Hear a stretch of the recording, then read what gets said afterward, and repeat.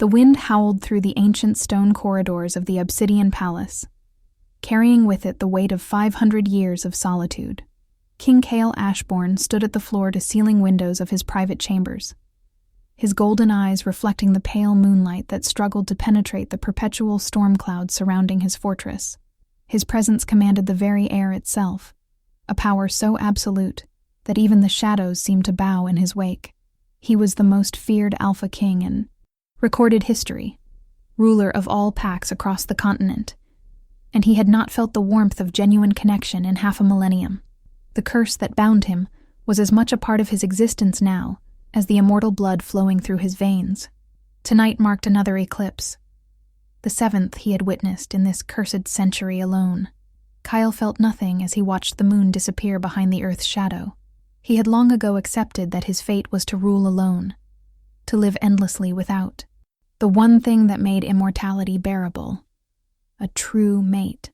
The ancient witch Morgantha had ensured that when she cursed him 5 centuries ago, her dying words still echoed in his mind with crystalline clarity.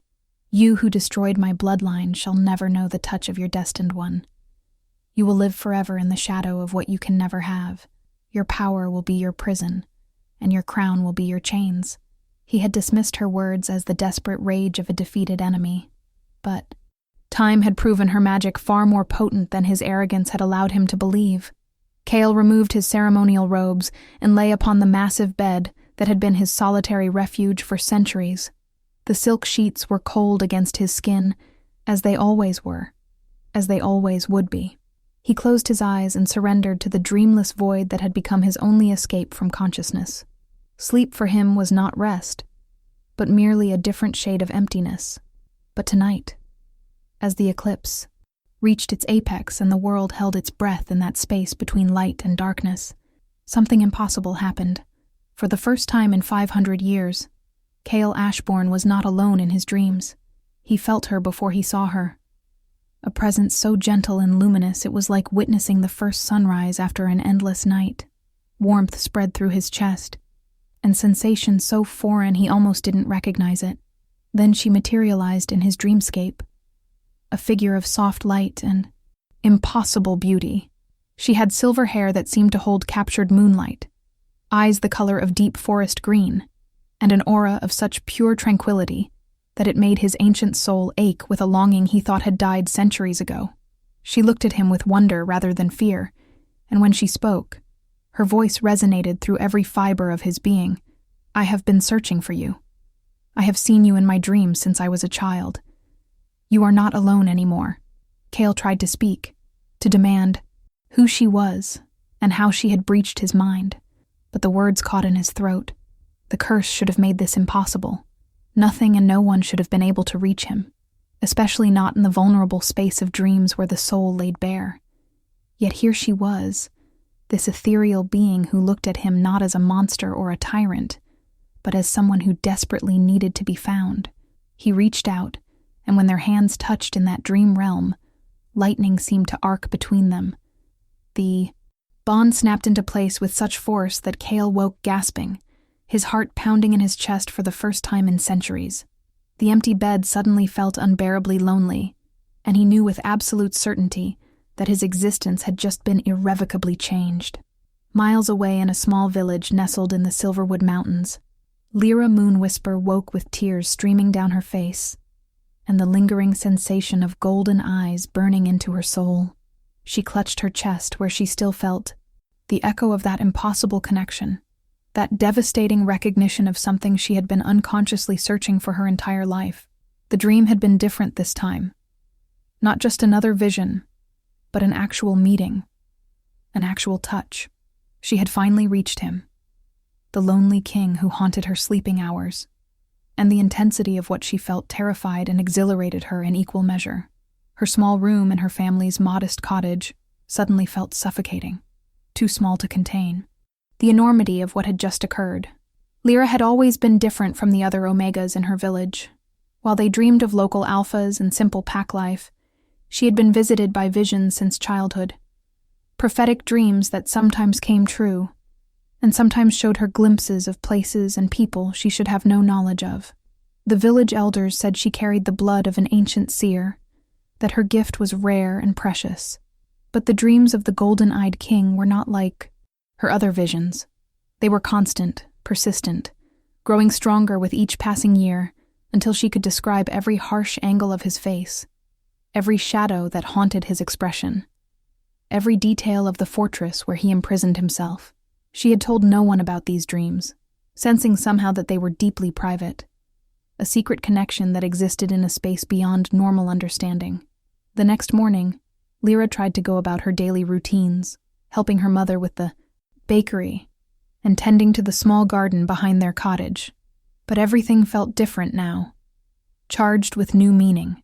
She could still feel him, a constant presence at the edge of her consciousness like a flame burning in the darkness. She knew instinctively that he was searching for her now, using whatever ancient power he possessed to trace the impossible connection between them. Part of her wanted to run, to hide from the intensity of what she had awakened, but a deeper part of her, the part that had been calling out to him across time and space, without even knowing why, yearned for him to find her. She did not have to wait long. 3 days after the eclipse, riders bearing the obsidian and gold banner of the High King arrived in her village. The entire community gathered in fearful confusion as the royal guard, mounted on wolves the size of horses, announced that King Cale Ashbourne himself was en route and had demanded an audience with Lyra Moonwhisper. The village elders paled at the news. No one from their remote settlement had ever had contact with the High Court, and the king's reputation was legendary in the worst possible ways. He was known as the Eternal Tyrant, the Lonely Beast, the Alpha who showed no mercy and accepted no defiance. Lyra's parents begged the guards for information, for any explanation of why their daughter would draw such terrifying attention. But the guards remained silent and simply waited. When Cale arrived at sunset, the sky itself seemed to darken in response to his presence. He came alone, having left his guards at the village perimeter, and the moment he stepped into the village square, every wolf present felt the crushing weight of his dominance. Alphas dropped their eyes, betas bowed their heads, and omegas fell to their knees instinctively. Every wolf except Lyra. She stood frozen in place, staring at him with those forest green eyes he had seen in his dreams, and the world narrowed to just the two of them. Kyle crossed the distance between them in measured steps, his golden eyes never leaving hers, and when he finally stood before her, close enough to touch, the mate bond exploded between them with such force that several wolves nearby actually stumbled from the psychic shockwave. The recognition was absolute and undeniable. She was his true mate, the one the universe had created specifically for him, and she had somehow found a way to reach him despite a curse designed to prevent exactly this. Cale's hands trembled as he raised them to cup her face, a gesture so gentle it contradicted everything his reputation suggested. His voice, when he finally spoke, was rough with centuries of disuse for anything resembling tenderness. "You found me. How did you find me?" Lyra felt tears spill down her cheeks as she leaned into his touch, her body recognizing him on every level, even as her mind struggled to process the reality before her. "I do not know. I have been dreaming of you since I was a child. My soul knew where you were even when I did not understand what it meant. You have been alone for so long. I could feel your loneliness across the distance." The villagers watched in stunned silence as their reclusive king, the most powerful and feared alpha in existence, dropped to his knees before their humble Omega Baker and pressed his forehead to her hands. The gesture was one of such profound vulnerability that several witnesses would later claim they thought they had hallucinated it. Cale's voice broke as he spoke again, words that had been trapped inside him for 5 centuries, finally finding release. "I am cursed never to have you. A witch bound me to eternal solitude, as punishment for destroying her clan in a war long forgotten by everyone but me. I thought I would walk through eternity alone, but you found a way through the barriers. You reached me when nothing else could. I do not understand how this is possible, but I will not let you go now that I have found you in the waking world." Lyra felt the weight of his words settle over her, the implications both beautiful and terrifying. She gently raised his face so their eyes met again, seeing past the fearsome reputation to the profoundly lonely soul beneath. Then we will break the curse together. If my soul could reach you when magic said it was impossible, then perhaps we are meant to do the impossible. But you must tell me everything, Kale. I need to understand what you did, why you were cursed, and what it will take to free you. I can feel that we are meant to be together, but I will not build our bond on secrets and shadows. The truth, no matter how dark, is where we must begin. Over the following weeks, Kale brought Lyra to the Obsidian Palace, and she became the first person to truly inhabit those ancient halls with him in centuries. He had kept servants and guards, but they worked in shifts and lived in separate quarters, understanding that their king preferred solitude above all else. Now Lyra walked freely through corridors that had known only echoing footsteps, and her presence seemed to bring light to spaces that had languished in shadow. Kyle found himself watching her constantly, still half convinced she would vanish like a beautiful dream, unable to fully accept that she was real and here and his. The bond between them grew stronger each day, the mate connection settling into their souls with an intensity that left them both breathless. But Lyra insisted on understanding the past before they could move forward, and so Kale finally opened the darkest chapters of his history to her scrutiny. He told her of the territorial wars 5 centuries ago, when wolf packs fought for dominance and resources with brutal savagery. He had been young then, newly ascended to his throne and drunk on the power that came with being an alpha king. Morgantha's clan, the Shadow Moon Pack, had refused to acknowledge his authority, and in his arrogance and rage, he had declared them enemies of the Crown. The war that followed was merciless. He had led his armies against them personally, and by the time the bloodlust faded, the Shadow Moon Pack had been utterly destroyed. Men, women, children, all lost because he had been too proud to seek peace, too consumed by his need to prove his dominance to show mercy. Morgantha had been the Pack's high priestess, and as she lay dying in the ruins of her home, she had used her last breath to curse him, not with death, which would have been a mercy, but with eternal life devoid of the one thing that made a wolf's existence meaningful: a true mate bond. She had bound the curse with blood magic so ancient and powerful that no witch or sorcerer Kale consulted over the centuries could break it. He had tried everything, sought out every magical solution, but the curse held firm. He would live forever as the most powerful alpha in history, but he would do so alone, watching others find their mates and build families while he remained frozen in solitary immortality. Over the centuries, the weight of his guilt and isolation had transformed him into the cold tyrant he was now known as, a king who ruled through fear because he had forgotten how to connect through anything else. Lyra listened to his confession in silence, her emotions carefully shielded, but Kale could feel echoes of her feelings through their bond. There was horror at the magnitude of what he had done, grief for the lives lost, but also something else, something he was afraid to name: compassion. She looked at him when he finished speaking, and her voice was steady despite the tears in her eyes. What you did was unforgivable, Kale. You destroyed an entire pack, countless innocent lives, because of pride and arrogance. That is a burden you will carry forever, and you should carry it. But I also see that you have been carrying it for 500 years, that it has shaped you into someone who punishes himself more harshly than any curse ever could. The question I have to answer for myself is whether the man you have become is someone who can learn from that darkness, who can choose differently now. She stood and walked to the window, looking out at the stormy landscape that surrounded the palace. Kyle felt panic rise in his chest, the fear that she would reject him now that she knew the truth. But when she turned back to him, her expression was resolute. I need to understand something about myself before I can answer the question of us. The dreams I have had of you since childhood, my ability to reach you through the curse. These are not normal Omega abilities. I need to know why I have this power, where it comes from, because I have a feeling that my connection to you goes deeper than just the mate bond.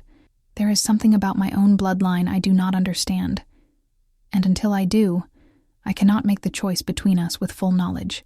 Kale immediately mobilized every resource at his disposal to investigate Lyra's heritage. He brought in historians, genealogists, and magical scholars to trace her family line. What they discovered sent shockwaves through both of them. Lyra was not merely a random omega with prophetic dreams.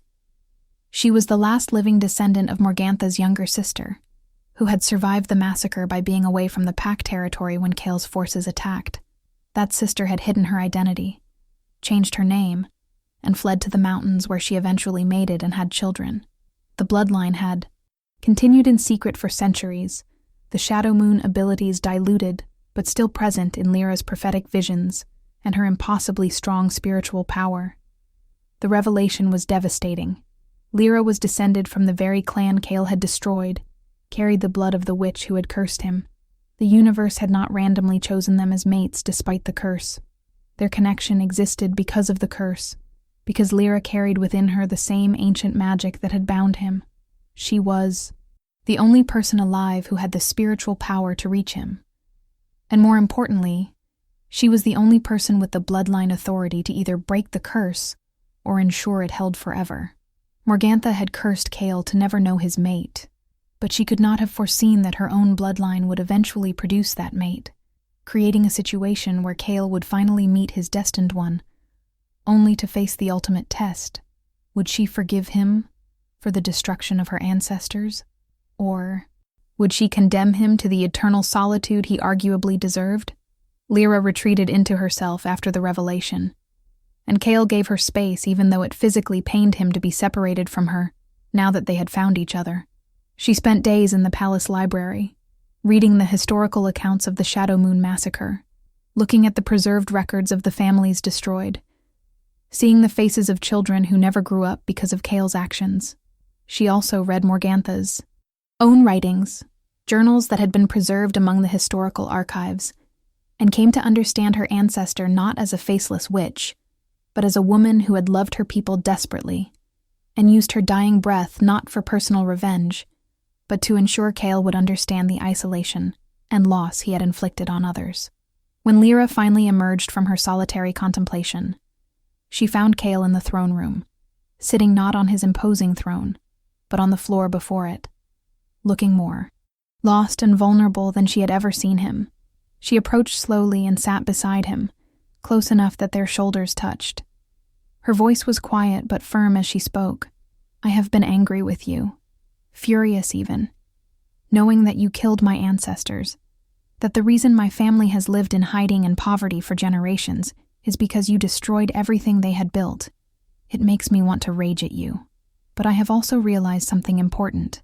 Morgantha's curse was not just punishment for you. It was a test. She knew that true justice is not about revenge, but about growth and understanding. She cursed you to be alone until you could meet someone who had every reason to hate you and choose something different." She turned to face him fully, taking his hands in hers. "I am descended from the Shadow Moon clan, and I carry their magic in my veins. That is why I could reach you through the curse, why my soul recognized yours despite the barriers meant to keep you isolated. But I am also my own person, not just an echo of my ancestors. And I have seen who you have become in these centuries of solitude. You are not the arrogant young king who valued pride over lives anymore. You are someone who has lived with the weight of your mistakes for so long that it has fundamentally changed you. The question is not whether you deserve forgiveness, because what you did is beyond simple forgiveness. The question is whether you have learned enough, changed enough, that you would never make those same choices again." Kale met her eyes, his own golden gaze shimmering with unshed tears. "I cannot undo what I did. I cannot bring back the lives I destroyed or erase the pain I caused. All I can offer is my truth. I would rather die than commit such atrocities again. These centuries have taught me that power without compassion is monstrous, that strength means nothing if it is used to crush rather than protect. I do not ask you to forget what I did, or to absolve me of my guilt. I ask only that you believe I have become someone different, someone who would spend the rest of his immortal existence trying to honor the memory of those I destroyed by being better, by doing better. If you choose to break the curse and bond with me, I swear I will spend every day proving worthy of that choice. Lyra felt the sincerity of his words through their mate bond, the raw honesty that could not be faked through their connection. She had spent these days wrestling with impossible questions about justice, forgiveness, inherited trauma, and personal choice. What she had ultimately realized was that she could honor her ancestors and still choose her own path. Morgantha had cursed Kale, but had also inadvertently created the circumstances for Lyra's existence and their eventual meeting. Perhaps that had been the point all along. To create a situation where Kyle would face true accountability, not from someone seeking revenge, but from someone who could see both his crimes and his potential for redemption. She leaned forward and kissed him, gentle and deliberate, and felt the curse shudder around them like a physical thing trying to maintain its hold. When she pulled back, her voice carried the weight of decision. I choose to break the curse, not because you deserve it, but because I believe in the possibility of change and growth. I believe that 500 years of solitude and regret have taught you lessons that no other punishment could. And I believe that Morgantha, in her wisdom, created this curse, knowing that if you ever found your mate under these conditions, it would mean you had truly become someone different. So I break this curse with the authority of the Shadow Moon bloodline, and I accept our mate bond with full knowledge of who you were and who you have become. She placed her hand over his heart and began to speak in the ancient language of her ancestors, words that rose from somewhere deep within her genetic memory. The magic of the Shadow Moon clan flowed through her, and Kale felt the curse that had bound him for 5 centuries begin to crack and splinter. It was not a gentle process. The curse fought back, sending waves of pain through both of them as it tried to maintain its hold. But Lyra's voice never wavered. She channeled the power of her bloodline, the accumulated magic of generations, and with a final word that seemed to echo through multiple dimensions, the curse shattered completely. The psychic shockwave rippled. Out from the palace, felt by sensitive wolves hundreds of miles away, a fundamental shift in the magical fabric of their world. Kale gasped as he felt the curse break, felt 500 years of magical bonds disintegrate and leave him truly free for the first time since Morgantha's dying curse. But more than that, he felt the mate bond settle fully into place. No longer hindered by ancient magic, the connection between him and Lyra became complete. A joining of souls that went beyond anything he had imagined possible. He could feel her emotions as clearly as his own, sense her presence even when she was not physically near, and knew with absolute certainty that she felt the same. They were bound now in the way the moon was bound to the earth, an essential connection that could not be severed without destroying them both. The days that followed were a revelation for both of them. Kyle discovered what it meant to share his life with someone, to wake up each morning and find Lyra beside him, to plan his days around her presence instead of his solitude. She challenged him constantly, refusing to let him retreat into his old patterns of isolation and absolute authority. When he issued decrees she felt were unjust, she argued with him publicly, forcing him to explain and justify his decisions. When he fell into dark moods remembering his past, she sat with him in the darkness and reminded him that accepting responsibility for his mistakes did not mean he had to be defined by them. Forever, she was his conscience, his anchor, and the light that made his endless existence finally feel like living, rather than just existing.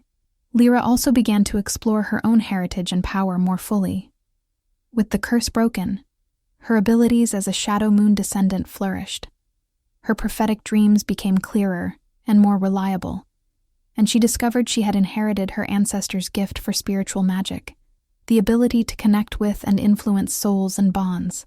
Kale made her his queen, not just as his mate, but as a true partner in ruling, and together they began the long process of transforming his isolated tyranny into a more just and compassionate governance. She insisted they establish councils that gave voice to omegas and lower-ranked wolves, that they create laws protecting the vulnerable, rather than just enforcing the will of the strong. It was slow, difficult work, and they faced resistance from traditional alphas who preferred the old ways. But Lyra was relentless in her vision of what their kingdom could become. But their happiness was not without challenges. News of the curse breaking and Kale's mate bond spread quickly through the wolf world, and not everyone celebrated the lonely king finding his queen. There were alphas who had grown comfortable with Kale's isolation, who had built their own power bases on the assumption that he would remain distant and disengaged from the daily politics of pack life. Now, with Lyra's influence pushing him toward more active and reformist governance, those who benefited from the old corrupt systems saw their positions threatened. Conspiracies began to form, plots designed to either eliminate Lyra or drive a wedge between her and Kale before their bond could fully stabilize his rule in new directions. The most dangerous threat came from Lord Darius Blackclaw, an alpha who controlled the Eastern Territories and had been operating essentially autonomously, while Kale remained isolated in his palace. Darius had been building his own empire within the empire, using brutal tactics to maintain control and hoarding resources while his people suffered. Lyra's reforms threatened everything he had built, and he decided that removing her was necessary to preserve his power. He could not challenge Kale directly. The king was far too powerful, but an Omega queen, even one with Shadow Moon blood, might be vulnerable to more subtle attacks. Darius hired a dark sorcerer to craft a poison specifically designed to target the mate bond itself. The poison would not kill Lyra, but would sever her connection to Kale, making them feel the agony of a rejected mate bond, despite neither of them actually choosing rejection. The plan was to drive them apart through manufactured pain and confusion, making Kale believe Lyra was rejecting him, and Lyra believe Kale no longer wanted her. In his experience, mates who experienced such false rejection rarely recovered.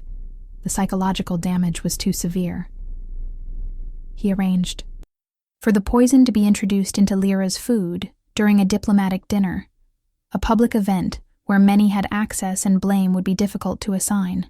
The poison took effect slowly over several days, and both Kyle and Lyra began experiencing the horrifying sensation of their bond weakening without understanding why.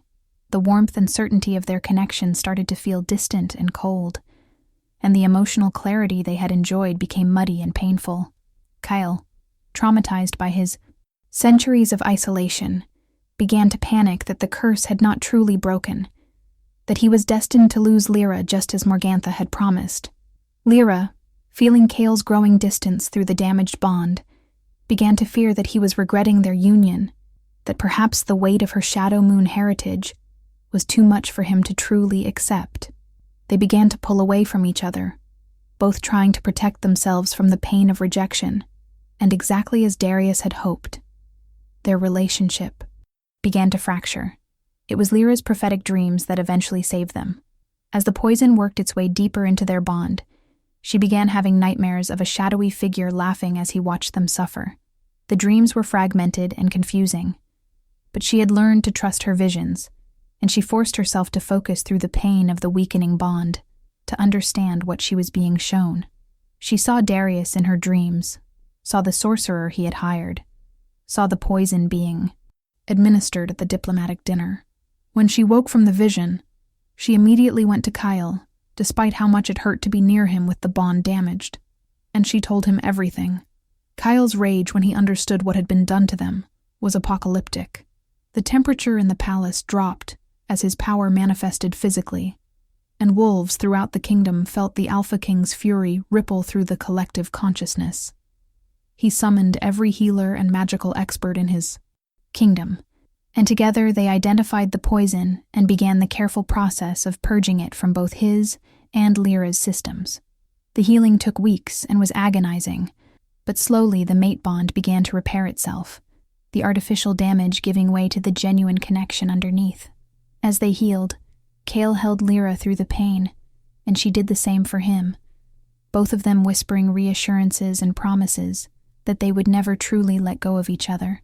When they were finally recovered, Kale dealt with Darius Blackclaw with a cold precision that reminded everyone why he was still the most dangerous alpha alive. But he did not simply execute the traitor as the old Kale might have done. Instead, influenced by Lyra's insistence on justice rather than vengeance, he stripped Darius of his titles and territories and sentenced him to serve the very people he had oppressed, working alongside Omegas and low-ranked wolves to rebuild the communities his greed had damaged. It was a punishment designed to teach rather than simply destroy, and it sent a clear message to every other alpha watching. The king and queen expected accountability and would enforce it, but they also believed in the possibility of redemption through genuine change. The attempt on their bond, rather than weakening them, ultimately strengthened both their relationship and their rule. They had faced the worst kind of attack, one designed to destroy the very foundation of their connection, and they had survived it together. The experience taught them to communicate more openly, to voice their fears and insecurities rather than retreating into protective silence. Kale learned that Lyra was strong enough to handle his darkest moments, and Lyra learned that Kale's commitment to her was absolute, that even when he was scared and hurting, he would not abandon her. Their bond became unshakable, tempered by adversity into something that other wolves could feel and draw strength from. As years passed, Kale and Lyra's rule transformed the wolf kingdom in ways that would have been unimaginable during his centuries of isolation. They established schools where young wolves could learn not just combat and pack hierarchy, but also magic, history, and philosophy. They created sanctuaries for wolves who had been abused or abandoned, places where omegas especially could find safety and support. They reformed the legal system to protect the vulnerable and hold the powerful accountable. And they led by example, showing that true strength came not from domination, but from lifting others up. It was slow progress, and they faced resistance and setbacks, but they persevered together. Lyra also used her Shadow Moon abilities to establish a new tradition in the kingdom. On the anniversary of the Shadow Moon massacre, she led a ceremony of remembrance where wolves gathered to honor not just her ancestors, but all the lives lost to the old ways of brutal pack warfare. She and Kale spoke publicly about the mistakes of the past, about the importance of remembering history's darkest chapters, not to wallow in guilt, but to ensure those tragedies were never repeated. It was uncomfortable and painful for many, especially for Kale, but it was also healing. The ceremony became one of the kingdom's most important traditions, a reminder that true honor meant acknowledging and learning from the past, rather than hiding from it. Their personal life flourished as well. Lyra became pregnant 3 years into their bonding, and the entire kingdom celebrated the news that their king and queen would have an heir. Kale was terrified at first, afraid that his dark legacy would somehow taint their child, but Lyra reminded him that their daughter would be born of love and raised with wisdom and compassion. When their daughter Selena was finally born, with her mother's silver hair and her father's golden eyes, Kyle held her and wept for the first time in centuries, overwhelmed by the realization that he had been given not just a mate, but a family, a future that extended beyond his own existence into the next generation. Selene grew up surrounded by love and purpose, raised to understand both the weight of her father's past and the hope of her parents' present. She inherited both Kale's alpha power and Lyra's Shadow Moon magic, a combination that made her uniquely gifted, but also uniquely challenged. Lyra and Kale taught her that great power required great responsibility, that her gifts were meant to be used in service of others, rather than for personal gain. They also made sure she knew the full truth of her grandfather's crimes, believing that she deserved to understand the darkness in her bloodline, as well as the light. Selene became a symbol of redemption and hope for the kingdom, proof that even the darkest legacies could give rise to something beautiful and good. Years turned into decades, and Kale's immortality meant he would watch his daughter, and eventually grandchildren, age while he remained unchanged. But he was no longer alone in that eternal existence. Lyra had been transformed by their mate bond, her lifespan extended by his immortal magic, so that they would walk through the ages together. It was not something they had sought or planned, but the mate bond had done what mate bonds do. It had made them truly one, sharing even the burden and gift of endless time. They would rule together for centuries to come, continuing to guide their kingdom toward a better future while honoring the lessons of the past. On quiet nights, Kale and Lyra would sit together in their private chambers, looking out at the kingdom they had built together. The storms that had once perpetually surrounded the obsidian palace had long since cleared, replaced by normal weather patterns that reflected the peace Kale had finally found. He would hold her close, and marvel at the impossible gift he had been given. This Omega, who had reached through dimensions and centuries of curse, to find him when he had lost all hope. And Lyra would rest her head on his shoulder and feel the steady beat of his heart, the heart she had awakened from its frozen solitude, and know that she had chosen correctly all those years ago, when she decided to break the curse and build a life with a monster who had learned to be a man. Their love story became legend, told and retold across generations. The Alpha King who slept alone for centuries, until an Omega with shadow moon blood reached him, through dreams, and broke an impossible curse. The Queen who chose forgiveness and transformation over vengeance, and proved that even the darkest souls could find redemption through genuine love and accountability. It was a story that gave hope to wolves who had made terrible mistakes, that reminded leaders their past did not have to define their future, and that showed everyone that the mate bond was powerful enough to bridge even the most impossible divides. If you enjoyed this journey of redemption and supernatural love, please like this video and let me know in the comments what you thought of Kale and Lyra's story. Do not forget to subscribe for more supernatural romance tales where love transforms even the most broken souls. Until next time, may you all find the mate whose soul reaches for yours across any distance.